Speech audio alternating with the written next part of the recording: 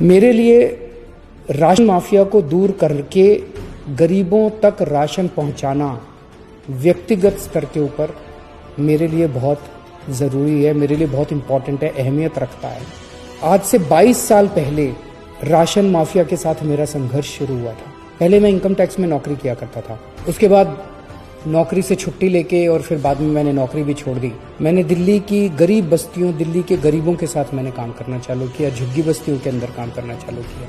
उन्हीं दिनों में सूचना का अधिकार कानून आया था। सूचना का अधिकार कानून इस्तेमाल करके जब हमने सरकारी रिकॉर्ड्स निकलवाए तो पता चला कि लोगों के झूठे दस्तखत करके लोगों के नाम पे किस तरह से राशन चोरी किया जा रहा था। बहुत बड़े स्तर के ऊपर लोगों को राशन मिलता नहीं था और लोगों का राशन चोरी हो रहा था। तो पिछले 3-4 साल से मैं व्यक्तिगत इस पूरे स्कीम के ऊपर लगा हुआ हूं कि किस तरह से राशन गरीबों तक, साफ सुथरा राशन, अच्छा राशन ईमानदारी से पहुंचे। जितनी गेहूं बनती है उतना आटा और जितना चावल बनता है वो अगर बोरी में पैक करके उतना हर एक आदमी के घर भिजवा दें जितना उसका बनता है, तो लोगों को लाइनों में नहीं लगना पड़ेगा। वो सारी जो अभी राशन की समस्याएं वो दूर हो जाएंगी।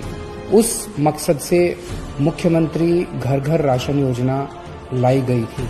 25 तारीख से इसको लागू होना था। कल दोपहर में केंद्र सरकार से हमारे पास एक चिट्ठी आई है कि ये राशन योजना आप लागू नहीं कर सकते।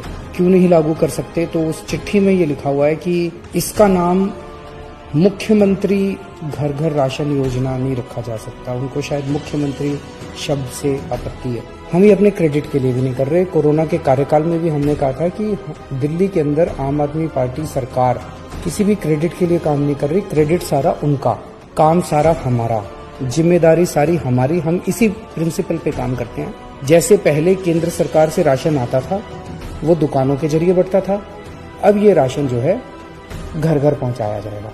हमें कोई नाम के अंदर नहीं पड़ना, कोई क्रेडिट के चक्कर में नहीं पड़ना, कोई मुख्यमंत्री योजना, कोई कुछ नहीं करेंगे। तो मैं समझता हूं कि इस निर्णय के बाद अब केंद्र सरकार का जो भी आपत्तियां थी वो आपत्तियां दूर हो गई होंगी और केंद्र सरकार अब इसको आगे लागू करना हमें अलाउ करेगी।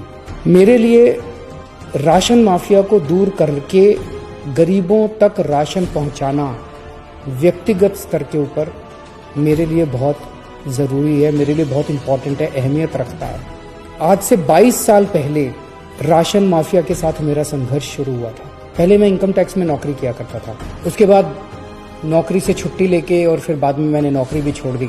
मैंने दिल्ली की गरीब बस्तियों, दिल्ली के गरीबों के साथ मैंने काम करना चालू किया, झुग्गी बस्तियों के अंदर काम करना चालू किया। उन्हीं दिनों में सूचना का अधिकार कानून आया था।